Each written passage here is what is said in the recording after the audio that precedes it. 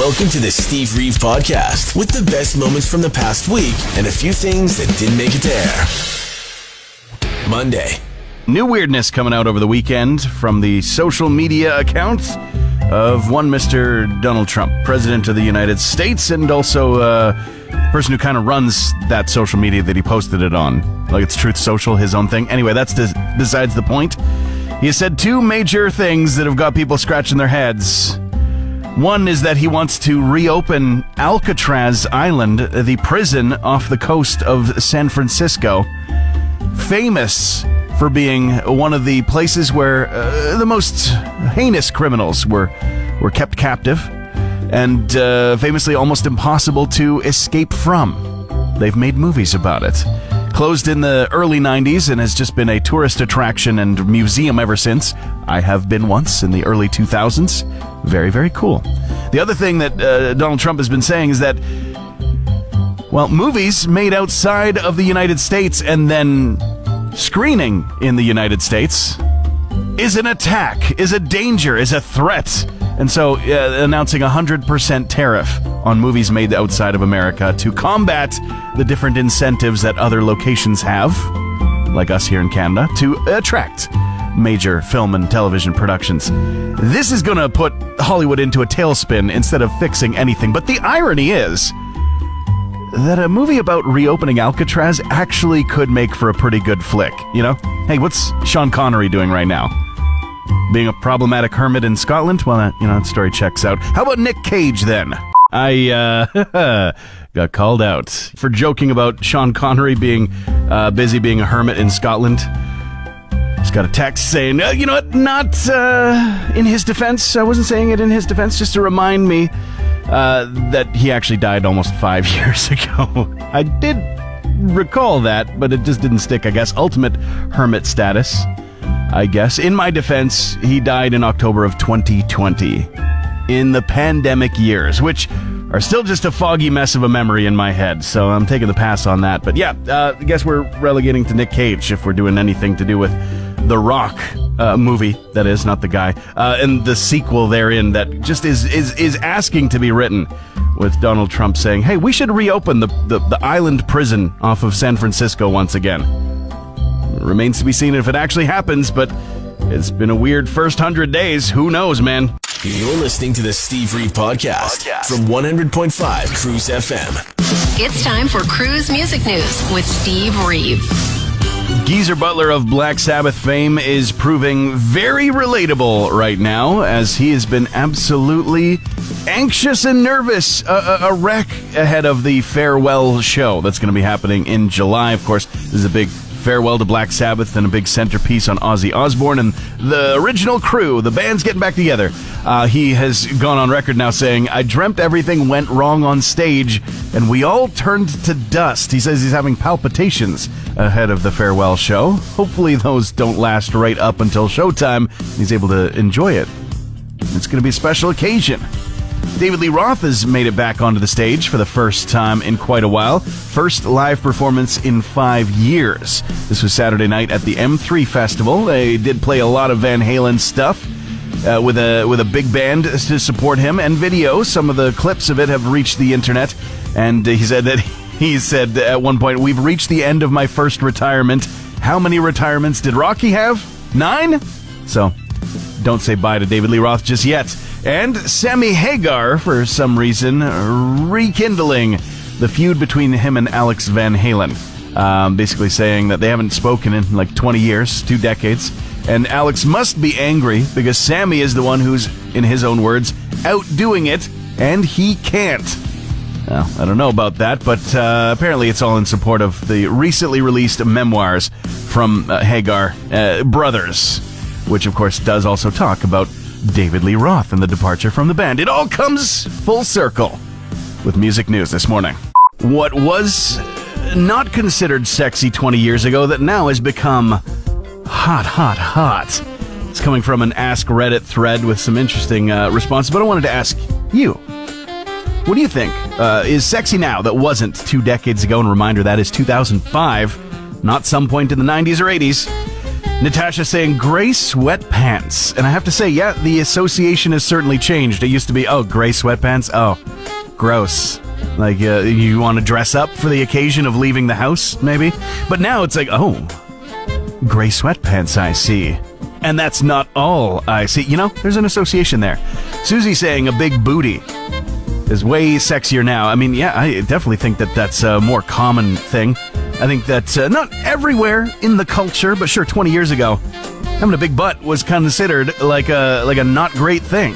There was entire sitcom tropes around, well, does this make my butt look big? No, honey, no. Justice for Sir Mix-a-Lot, though. He was standing tall and proud, loving the big booties. And Jeff saying nerds. Yeah, I totally agree with you.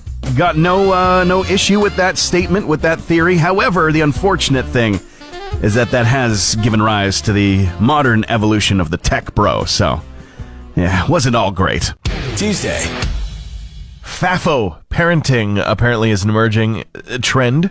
You know, just because something is a trend doesn't mean that it is like a trendy thing and people are signing on to it. It just seems to be observed that people are a little bit more FAFO, as in F around and find out style.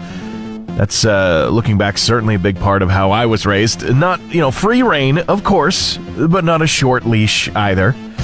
It helps that I happen to have just been the youngest of several kids and almost 8 years separated from the next oldest.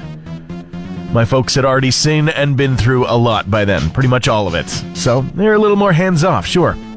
I showed an ounce of independence growing up, and they were like, yeah, he's got it. Mostly, he's got this. He'll come to us. And that's how it worked. I still got into trouble, for sure, but I also learned pretty well how not to get into trouble as a result of that. So, I mean, you can take it. You can trust the news from somebody with no kids of his own. You gotta accept scraped knees sometimes, including literal scraped knees. I've definitely been there. Yet another lawsuit in Led Zeppelin's direction, specifically at Jimmy Page, who, holds the rights to a lot of stuff. A lawsuit over Dazed and Confused, which apparently the Yardbirds version of the song, going even before the Led Zeppelin era, did not give credit to Jake Holmes, who was singer and songwriter on the track. I mean, absolutely right to have this song. I mean, the Led Zeppelin one's gone through its processes, but have this version of the song have its proper credits is only right. It's just so many years after the fact. I mean, that one came out in 1967, the original. And then Page did it another year later with the Yardbirds. Anyway, Ghosts had a special release of a limited edition commemorative item that was Mother's Day related. Let's just call it a personal relaxation device. Now sold out. Originally they had 300 in the lot.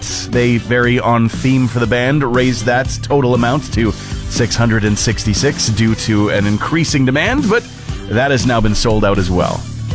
Happy Mother's Day, I guess. Tom Morello, who we're going to see at K-Days a little bit later on this summer in Edmonton, said that way back in 1991 on the Lollapalooza tour, 9 Inch Nails kicked everybody's butt.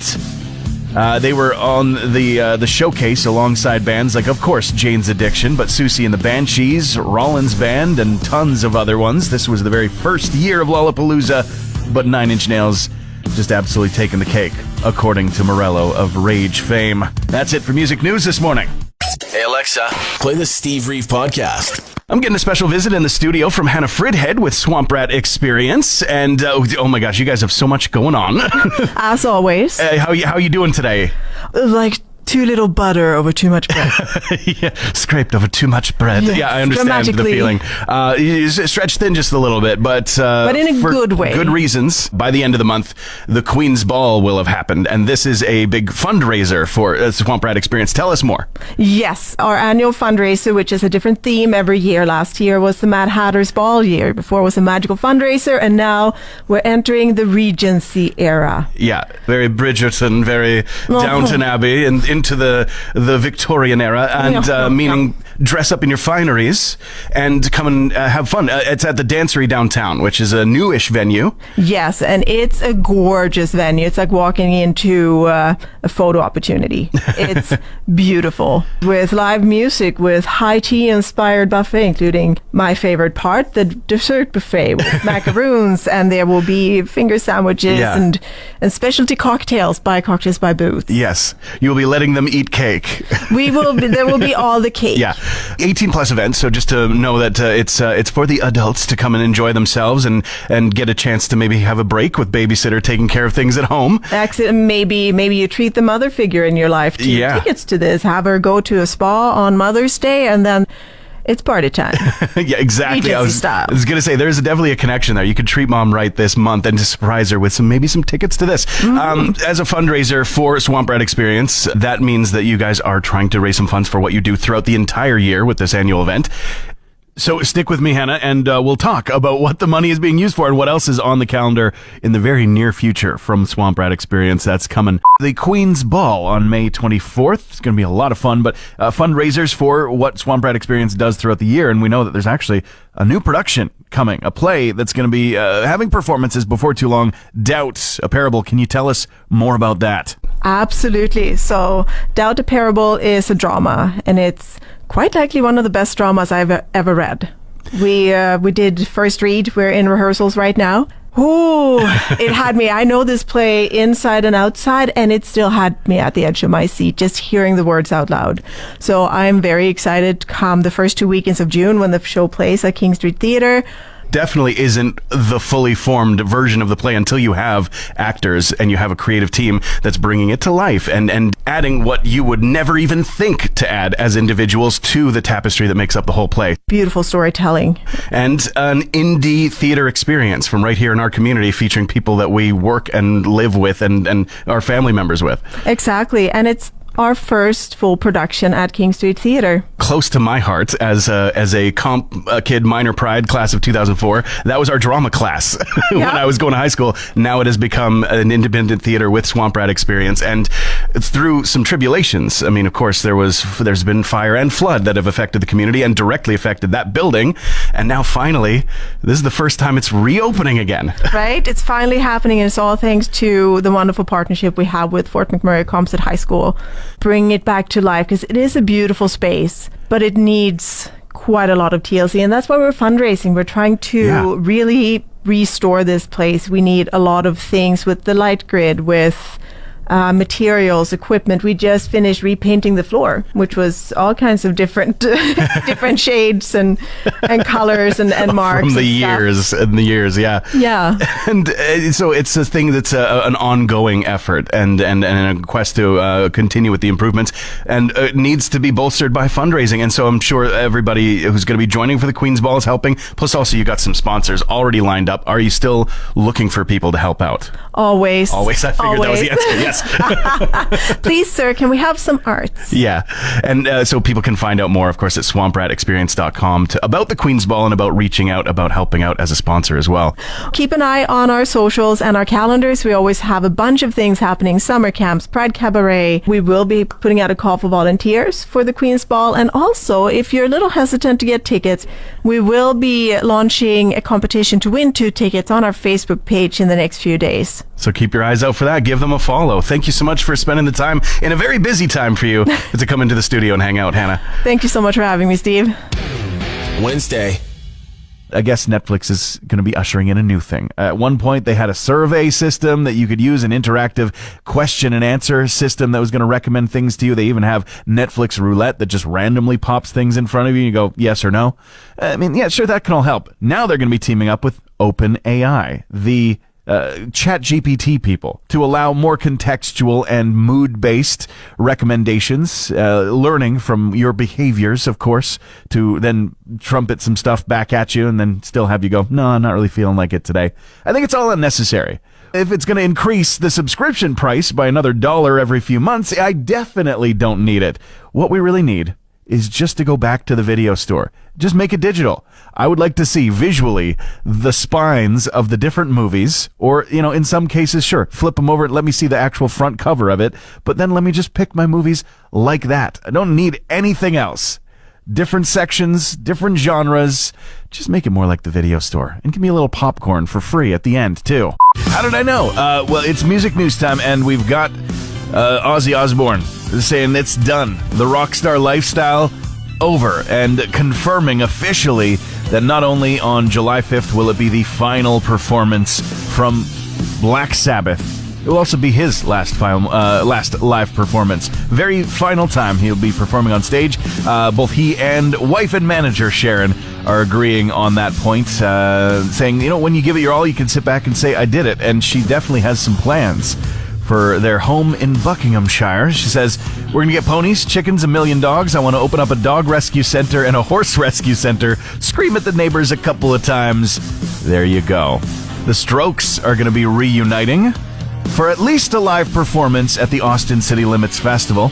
Other acts include Hozier, Sabrina Carpenter, Doja Cat. It's going to take place, of course, down in Texas in 2 consecutive weekends in October, and tickets for both are on sale, should you be lucky enough. In other offbeat festival news, there might be a secret performance brewing up with Timothée Chalamet, but playing Bob Dylan music, as he learned for the tribute song Not Completely Unknown. And that's going to be at the Glastonbury Festival this year. Maybe. No official confirmation. It's not on the schedules. But there seems to be a brewing rumor, and there's probably something to that. Transmission over. Want more Steve? New podcast episodes happen every Friday, or just tune into the Steve Reeve Show. Weekday mornings starting at 5:30 a.m. on 100.5 Cruz FM.